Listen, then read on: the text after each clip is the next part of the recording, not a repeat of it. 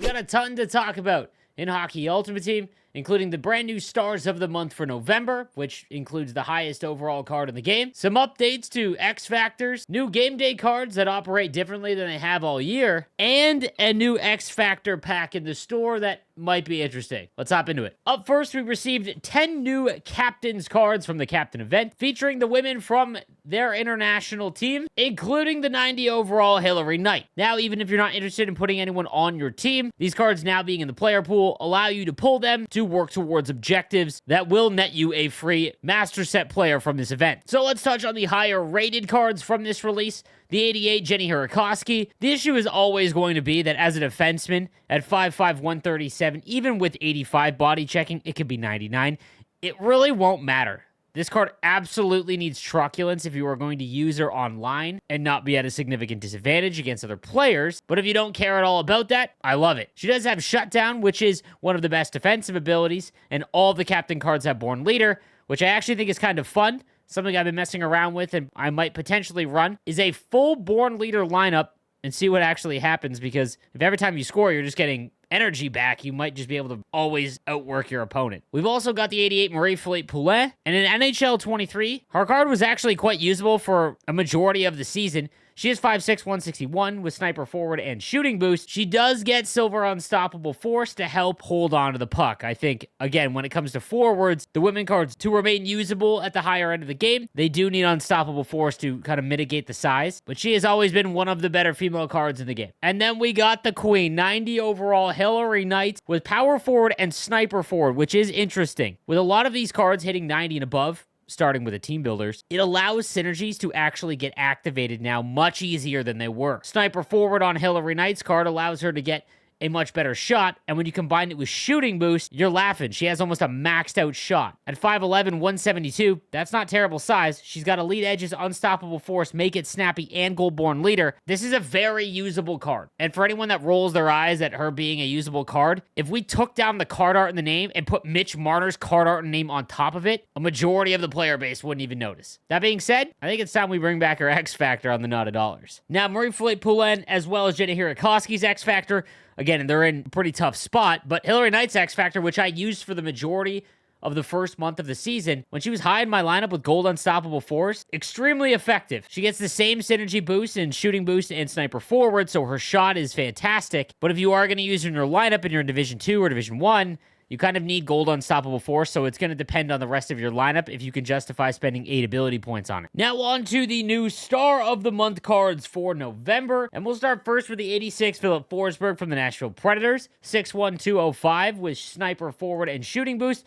which does put his shot into the mid-90s. 87 speed and acceleration, as well as 87 agility. Decent hand stats. Defensively, not all that impressive. With gold, make it snappy and puck on a string. Not really all that great of a card, but for any Nashville Predator fan, definitely a usable Philip Forsberg. JT Miller gets a card from the Vancouver Canucks, 6'1", 218, sniper forward and shooting boost. Again, his shot goes into the low 90s with gold unstoppable force in close quarters. Does have good enough face-off rating at 85 to play center, and I think that's probably a better spot for him because he is on the slower side.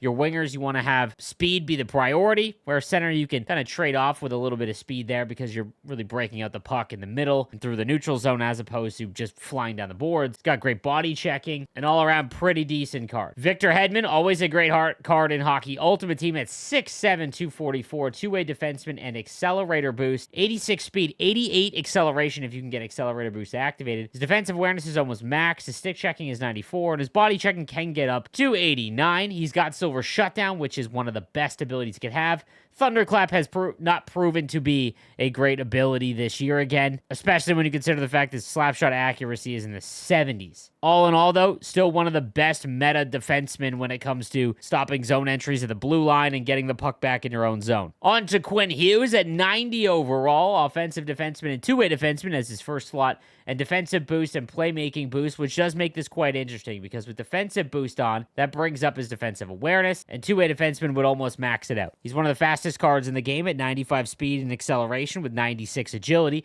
Gold Heat Seeker is a much more interesting ability, especially after the prior patch that buffed the range at which it activates, which is almost all the way up to the hash mark. Close quarters, I wouldn't worry about activating on Quinn Hughes because he's so small. And Elite Edges has proven to be very useful by able to keep up with other forwards going left and right quite well, especially because he's such a good skater. His hand stats are almost maxed out. Extremely good card if you pair him with someone that's a little bit bigger, like Adrian Aucoin, for example. Speaking of the smaller, faster defenseman, we've got the 91 Cale Makar. Two-way defenseman as well as offensive defenseman, shooting boost and agile dangler boost. If you've got the two offensive synergies activated, you've got a mid-90s shot, and he is the fastest skater in the game at 96 speed, 96 acceleration with 95 agility. That is the fastest before any synergies. Gold Elite Edges, and again, remember, this is always active even without the puck. Quick Pick, which has become more and more known throughout the player base as one of the only abilities that can actually help you intercept passes that are forced through the middle of the ice. They will actually give you an intercept animation. Stick them up in Seeing Eye. I'm probably not activating on this Cale Makar.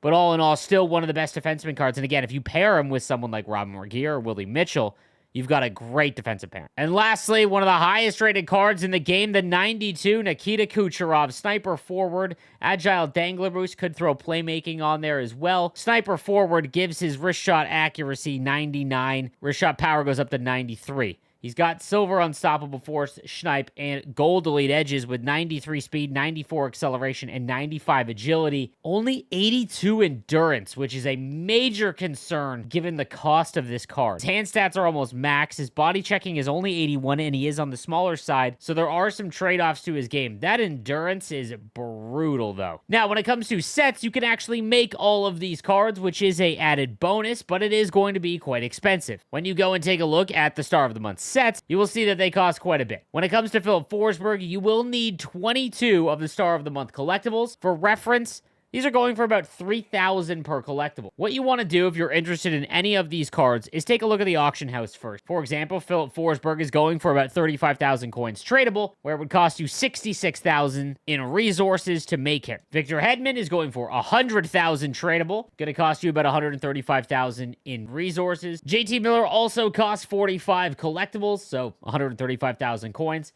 On the market, he's going for 50, actually a pretty good value. Quinn Hughes is going to cost you about 240,000 coins in resources to make him via collectibles, and remember, these will be untradeable. You can buy him for 230 currently. This is where the value really starts to get far apart in terms of the untradeable and on the market. Cale Makar's 91 overall Star of the Month card will cost you 270,000 coins in value to make. So this would be by trading in 83s, 84s, 85s, and all of that. It would cost you about 270,000 coins in value to make him. On the market, he's going for 400. And when it comes to Nikita Kucherov, one of the highest rated cards in the game, he is going on the market for 500,000 coins. It'll cost you 300,000 to make. Now, honestly, I really wouldn't make any of these simply because outside of Victor Hedman, none of them fit like the meta, and I hate using that word and that term, but that's really what determines the value. Cale Makar is extremely fast, but there's always Cale Makar cards out. There's so many already, and there's no way Nikita Kucherov with that endurance stays at 500,000 coins tradable. However, if he does and he stays up there and you really want Nikita Kucherov, I mean, 92 overall is going to remain relevant for quite some time because it seems that EA is shifting their progression model and allowing their one-off cards like Star of the Month,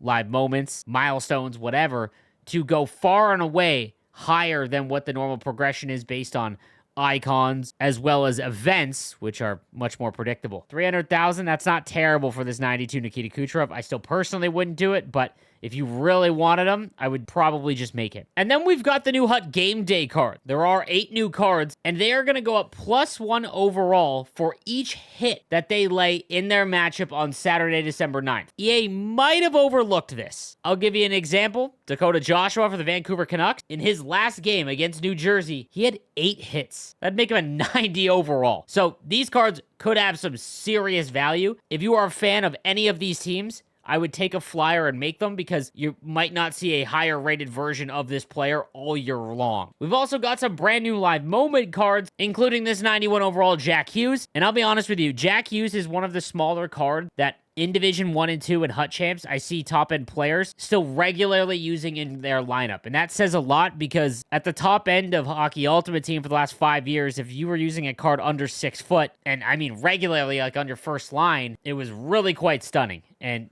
Jack Hughes cards, they are just different because he's so fast and his wrist shot just feels way better than his stats indicate, this one's got sniper forward as well as shooting boost. Again, another unbelievable synergy combo that is much easier to activate since the team builders have been released. That basically maxes out his shot. And he's got gold elite edges. Make it snappy. Ever since I noticed it with Connor Bedard, it has kind of sold me on this ability. If you have 99 shooting and make it snappy, you will just clean beat the goaltender a lot because the goaltender attributes have not caught up to the shooting attributes that are in the game. For everyone that went out and spent a lot of coins on the 88 Nathan MacKinnon, well, that was kind of short-lived. The 89 comes out with playmaking forward as well as shooting boost and agile dangler boost, which helps out his shot, which is on the weaker end in terms of the high-end cards. Gold wheels on one of the fastest cards in the game is a very viable option.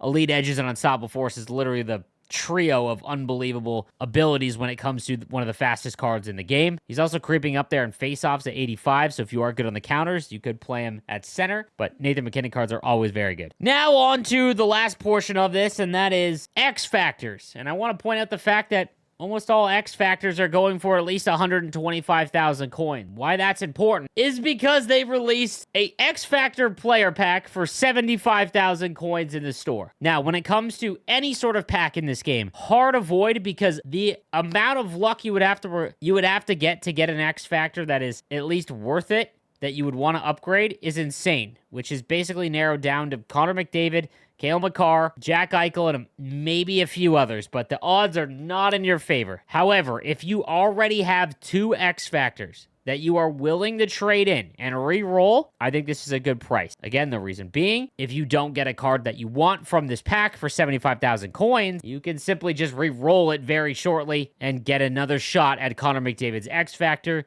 which is one of the best. Something I might consider, but again, buyer beware. That's going to do it for all of the content today. Let me know what you think in the comments section down below, and I'll see you next time. Have a good one.